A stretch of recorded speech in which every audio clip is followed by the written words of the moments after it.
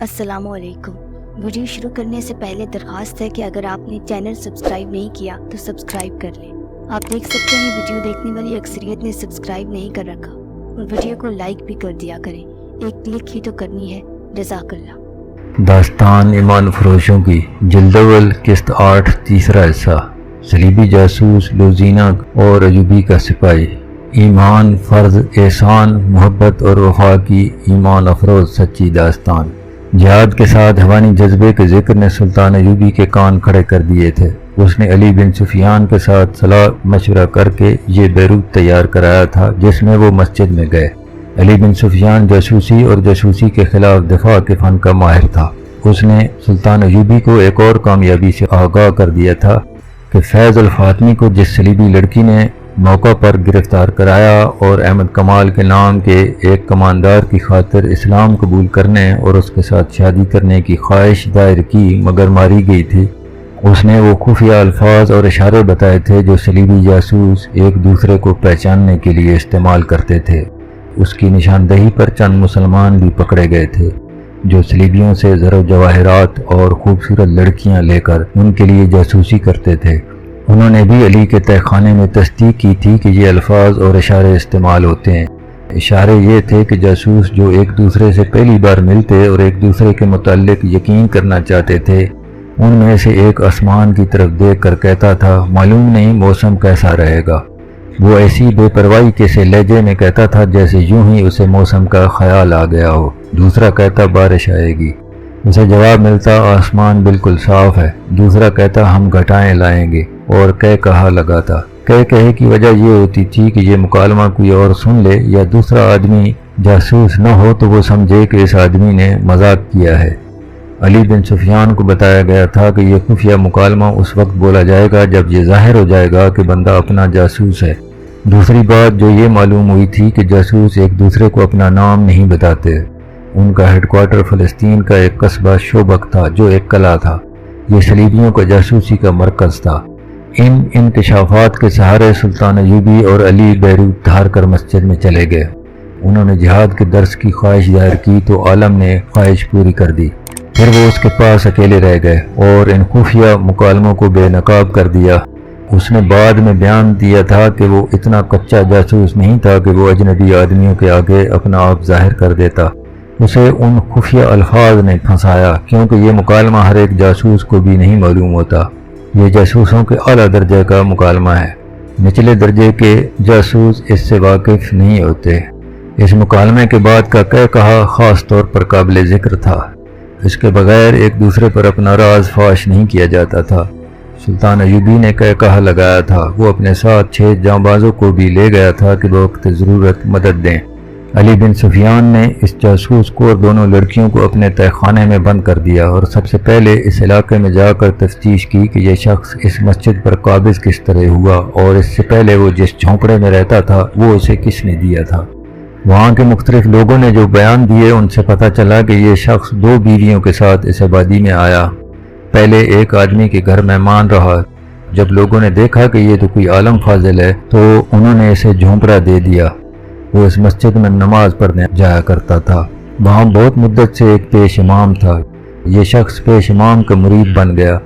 15-16 روز بعد پیش امام نے مسجد میں پیٹ درد کی شکایت کی۔ یہ شکایت اتنی تیزی سے بڑھی کہ اس کے بعد پیش امام مسجد میں نہ آ سکا۔ حکیموں نے گھر جا کر دیکھا، دوائیاں دیں مگر وہ تیسرے روز مر گیا۔ اس کے بعد عالم نے لوگوں سے بات کر کے مسجد سنبھال لی۔ اس نے ایسا تاثر پیدا کیا کہ لوگ اس کے عقیدت مند ہو گئے اور اس کی ضرورت کے مطابق اسے مکان دے دیا۔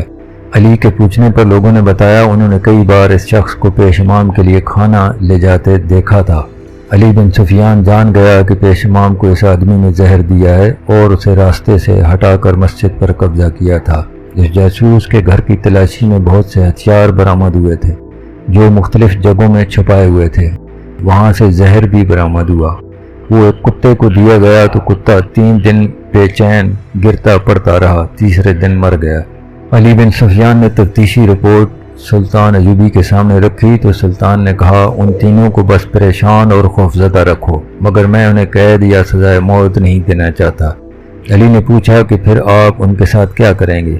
سلطان نے کہا میں انہیں عزت سے واپس بھیج دوں گا۔ علی کو حیران دیکھ کر سلطان نے کہا میں ایک جوا کھیلنا چاہتا ہوں، فی الحال سوچ رہا ہوں یہ بازی لگاؤں یا نہیں۔ کل دوپہر کو نائب سالاروں، مشیروں، اعلیٰ کمانداروں اور انتظامی سربراہوں کا اجلاس بلاؤ۔ علی نے اس رات پہلی بار اس عالم سے تفتیش کی مگر وہ بہت سخت نکلا۔ اس نے کہا علی میری بات غور سے سنو، ہم دونوں ایک ہی میدان کے سپاہی ہیں، تم میرے ملک میں کبھی پکڑے گئے تو مجھے امید ہے کہ تم جان دے دو گے، اپنے ملک اور اپنی قوم کو دھوکہ نہیں دو گے۔ مجھ سے بھی یہی توقع رکھو، مجھے معلوم ہے میرا انجام کیا ہوگا۔ اگر میں وہ سب بتا دوں جو تم پوچھنا چاہتے ہو تو بھی تم لوگ مجھے بخشو گے نہیں۔ مجھے اس خانے میں ہی مرنا ہے، خواہ جلاد سے مرواؤ خواہ اذیت دے کر، پھر میں کیوں اپنی قوم کو دھوکہ دوں؟ علی نے کہا مجھے امید ہے تم اپنا ارادہ بدل دو گے۔ کیا تم ان دو لڑکیوں کی عزت بچانے کی خاطر یہ پسند نہیں کرو گے کہ میں جو پوچھوں بتا دو؟ اس نے جواب دیا کیسی عزت؟ ان لڑکیوں کے پاس صرف حسن اور ناز نخرے ہیں، یا وہ استادی ہے جس سے وہ پتھر کو بھی موم کر لیتی ہیں۔ ان کے پاس عزت نام کی کوئی چیز نہیں۔ یہی تو انہیں سکھایا جاتا ہے کہ اپنی عزت سے دستبردار ہو جاؤ۔ ہم لوگ اپنی جان اور عزت بہت دور پھینک آتے ہیں۔ تم ان لڑکیوں کے ساتھ جیسا بھی سلوک کرنا چاہو کر لو، انہیں میرے سامنے ذلیل کر لو، میں تمہیں کچھ نہیں بتاؤں گا، لڑکیاں بھی تمہیں کچھ نہیں بتائیں گی۔ علی نے کہا جاسوس لڑکیوں کو ہم سزائے موت دے دیا کرتے ہیں، ذلیل نہیں کرتے۔ ہمارا مذہب عورت کو اذیت میں ڈالنے کی اجازت نہیں دیتا۔ عالم جاسوس نے کہا میرے دوست تم پیار کا حربہ استعمال کرو یا اذیت کا، ہم میں سے کوئی بھی اپنے ان ساتھیوں کی نشاندہی نہیں کرے گا جو تمہاری سلطنت کی جڑوں میں بیٹھے ہیں۔ تم نے لڑکیوں کے ساتھ اچھا سلوک کرنے کا وعدہ کیا ہے، میں اس کی عوض تمہیں یہ بتا دیتا ہوں کہ یہ میری اور تمہاری جنگ نہیں، صلیب اور چاند تارے کی جنگ ہے۔ میں ان معمولی جاسوسوں میں سے نہیں جو ادھر کی خبریں ادھر بھیجتے اور تمہارے آئندہ کے ارادے معلوم کرتے رہتے ہیں۔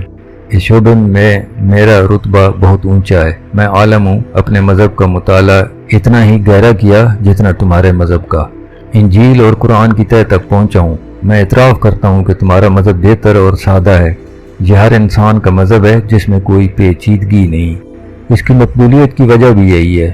مگر میں تمہیں بتا دینا چاہتا ہوں کہ تمہارے دشمنوں نے تمہارے مذہب کی اصلیت کو بگاڑ دیا ہے تاکہ اس کی مقبولیت ختم ہو جائے۔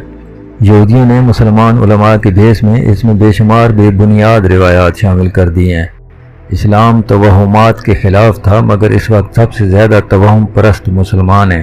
میں نے چاند گرہن اور سورج گرہن کے وقت مسلمانوں کو سجدے کرتے اور نذرانے دیتے دیکھا ہے، اور ایسی کئی ایک بدعتیں تمہارے مذہب میں شامل کر دی گئی ہیں۔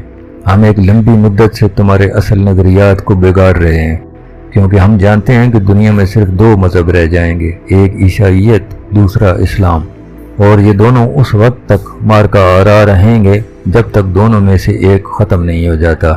کسی بھی مذہب کو تیروں اور تلواروں سے ختم نہیں کیا جا سکتا، کسی مذہب کو تبلیغ سے بھی ختم نہیں کیا جا سکتا۔ اس کا یہی ایک طریقہ ہے جو میں نے اختیار کیا تھا۔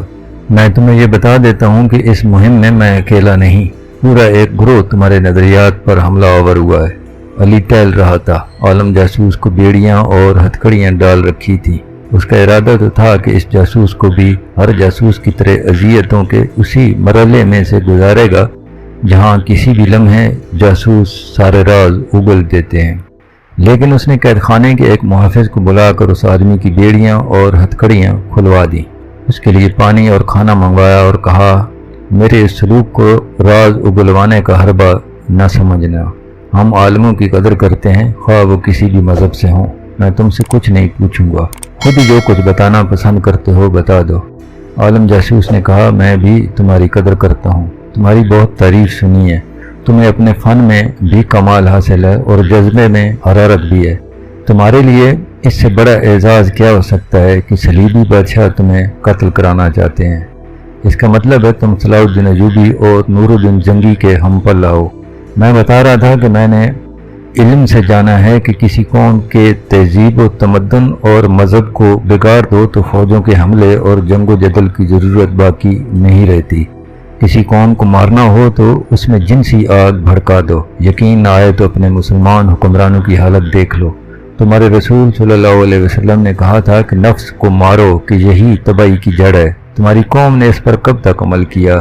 رسول صلی اللہ علیہ وسلم کی زندگی تک۔ پھر یہودیوں نے اپنی حسین لڑکیوں سے تمہاری قوم کو بھڑکایا۔ آج تمہاری قوم نفس کی غلام ہو گئی ہے۔ جس کے پاس دولت آ جاتی ہے وہ سب سے پہلے حرم کو عورتوں سے بھرتا ہے۔ ہر مسلمان خواہ وہ غریب ہی ہو 4 بیویاں ضرور رکھنا چاہتا ہے۔ اگر اپنے رسول صلی اللہ علیہ وسلم کی ہدایت پر مسلمان عمل پیرا رہتے تو میں یہ یقین سے کہہ سکتا ہوں کہ آج دنیا کا 3/4 حصہ مسلمان ہوتا، مگر اب یہ حال ہے کہ 3/4 مسلمان برائے نام مسلمان ہیں اور تمہاری سلطنت سکڑتی چلی جا رہی ہے۔ یہ اس حملے کا نتیجہ ہے جو مجھ جیسے عالموں نے تمہارے مذہب اور تہذیب و تمدن پر کیا ہے۔ میرے دوست، یہ حملے جاری رہیں گے۔ میں پیشن گوئی کر سکتا ہوں کہ ایک روز اسلام اس دنیا میں نہیں رہے گا۔ اگر ہوگا تو ایک فرسودہ نظریے کی شکل میں جس کے پیروکار جنسی لذت میں مست ہوں گے۔ ہر کوئی صلاح الدین ایوبی اور نور الدین زنگی نہیں بن سکتا۔ انہیں کل پرسوں مر جانا ہے۔ ان کے بعد جو آئیں گے انہیں ہم نفس پرستی میں مبتلا کر دیں گے۔ مجھے قتل کر دو، میری مہم کو قتل نہیں کر سکو گے۔ انسانوں کے مر جانے سے مقاصد نہیں مرا کرتے، میری جگہ کوئی اور آ جائے گا۔ ہم اسلام کو ختم کر کے اپنا غلام بنا کر دم لیں گے۔